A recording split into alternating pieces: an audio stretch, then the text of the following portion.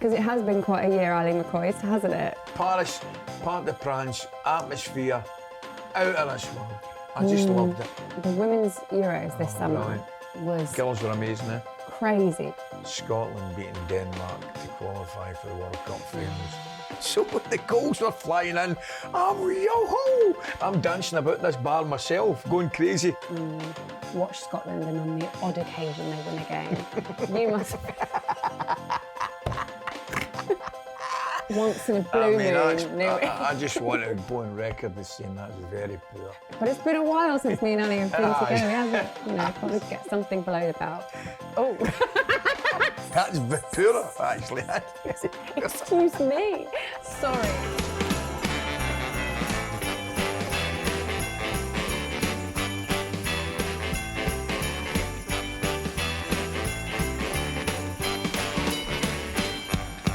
I love Christmas, man. I have for years, or we have rather, real Christmas trees. And I go to the same place and I get 2 10-footers and we put them up. Well, Viv puts them up. I put them into the wee thing. Me and the boys carry them in. And I just love the smell and I just love the Christmas tree thing. But what a year we've had, talking about Christmas. Oh, yeah. Why don't we start bring a discussion around to really what we should be talking about? Because it has been quite a year, Ali McCoist, hasn't it? What's your favourite part of the year? Can I go first? Yeah, go first. I loved the Parc des Princes this year. And I know they went on to win it. And deservedly so, because they were the best team in it. Yeah. They were just amazing. I saw them, I can't remember. Liverpool in the Parc des Princes, Alisson. Liverpool beat them. And I don't know how they beat them. Well, I do know how they beat them, because Alisson was out of this world. With the atmosphere, City, Arsenal, I think saw them against Villa. Well, we did, because we interviewed the Prince. We interviewed the Prince in the tunnel. That was when I went on air and called him Harry. You did. Cracking. You did. Well, you're unlucky. It's a 50-50, really. Yeah, there were 2 of them. And I remember a couple of shots of him in the crowd at the game, and he was just like any dad with his boy at the game, man. It was brilliant. But Paris, Parc des Princes, atmosphere, out of this world. I just loved it. The final. Oh, man. That's going to be one of my favourite moments, actually. Do you remember the tifo of Lewis Enrique and his daughter who passed away? Oh, my God, it was emotional, wasn't it? The performance of his team. Yeah. I think sometimes in sport, things are just meant to be, and they're meant to work out right. Yeah. And that worked out right. Yeah, you always want something in a final, and when you get something like that, you're just like, wow, what a moment to watch. The level of performance from his team, I mean, they absolutely dismantled the Italians, who were excellent in the semi-final against two of the best games we saw against Barcelona. I mean, that was one of my highlights as well. I think for me, other than Champions League final, which I loved, the women's Euros this summer was... Girls were amazing, eh? Crazy, because if you ever watch a tournament and you're just like, it was so frustrating and enriching. Is that even a word? In equal levels. You know fine well, right? I'm giving you carte blanche. I can make up words. To make up words. Because the worrying thing is, even when you wake up a word, I know what you're talking about. Exactly. Yeah. We've got that relationship. So we do, don't we? Yeah. It's so worrying, but brilliant. Scary.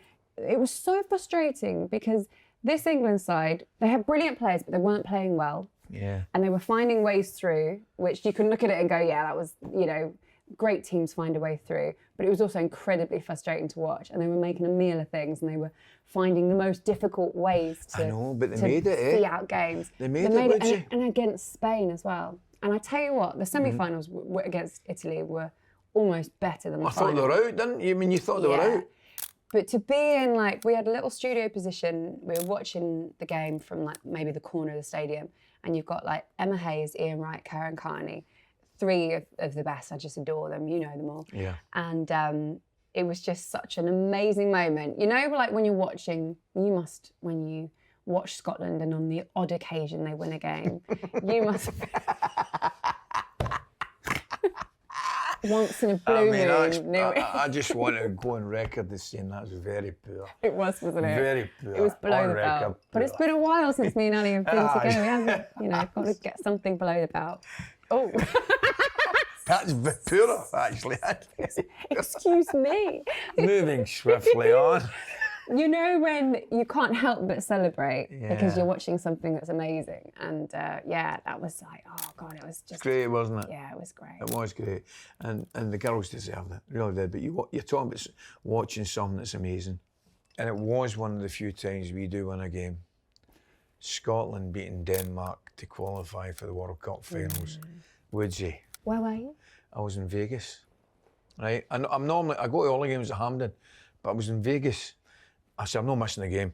So I get into this bar, and the game's on up the stairs, and it's carnage up the stairs. It felt as though there was 14,811 folk, Scotsmen, up the stairs watching the game. So I thought, I'm not going up there. So I watched it downstairs, right? I stuck it on my iPad, and I'm watching it. But the thing was, I know, this is mental. So my iPad was 12 seconds, exactly, by the way, 12 seconds ahead of their telly up the stairs. No way. Aye. So the goals were flying in. I'm yo-ho! I'm dancing about this bar myself, going crazy. And they're up the stairs, what's going on down there? So And then it imagine would kick looking off. over. Imagine if they looked man. over the edge and like, what's that noise? know. Ali McCoist on his own watching his iPad. It was brilliant, man. It was brilliant. And then in true Scottish style, we go 2-1 up, you think, right, come on, hang up, we lose one. You're like, oh, come on, man. And then Tierney scores, great goal, fantastic goal. So pleased for him. Yeah. And I'm thinking that's it. And then Kenny McLean, the goal for the halfway line. Do you know that wee run and you jump up and you skip? I was doing that myself for some reason. That was mental. I should have got locked. If anybody's seen me, I'd have got locked up. But it was brilliant. It was just brilliant. So that was a major high. To do it, to qualify, but then obviously to do it in that style as well, with those kind of goals. And can I also can we pause for a moment and put on record Scott McTominay's glow up? That's going to be a highlight of the year. I mean, not just like on the pitch, but also visually, like aesthetically. Everything. He just looks like he's drinking some sort of tonic where everything's better. He's turned into sort of a Scottish Adonis. Do you know what I mean? He's taken over my mantle. From who? My mantle is set. You mean from who? What do you mean? From who? Sorry, I you thought watched you the meant marbles. Wait a minute, you have a mantle. The clue is taking over my mantle. No, I did have my tongue firmly placed in my cheek when I said that, but you made me defend myself. Are you meaning to tell me that there's no one between the years of when you were at your peak in 1987, by the way? I just meant Adonis. I didn't mean Scots. I didn't mean anything to do it. And you came 15th in the Ballon d'Or that year. I know what I'm talking about. Double European boot winner, which it's actually shoe, isn't it? Which I hate. You're telling me that no one's come close to the mantle in that I am, time? of course, 100% joking, but I take your point. I think you're correct. I take your point. I mean, since he's gone to Napoli, he's just turned into this different human being. He's got a little bit of a tan. Isn't it brilliant? He's let the hair go Isn't longer. it fantastic? But he's playing really well. Oh, man, it's fantastic. Yeah. It's brilliant. Him and wee Billy as well, winning the league with Napoli, and wee Billy's just through a wee operation, wishing him a speedy recovery, back for the World Cup. What a story. I know. Because the vast majority of people leave Manchester United and go that way. Yeah. Well, actually, do they?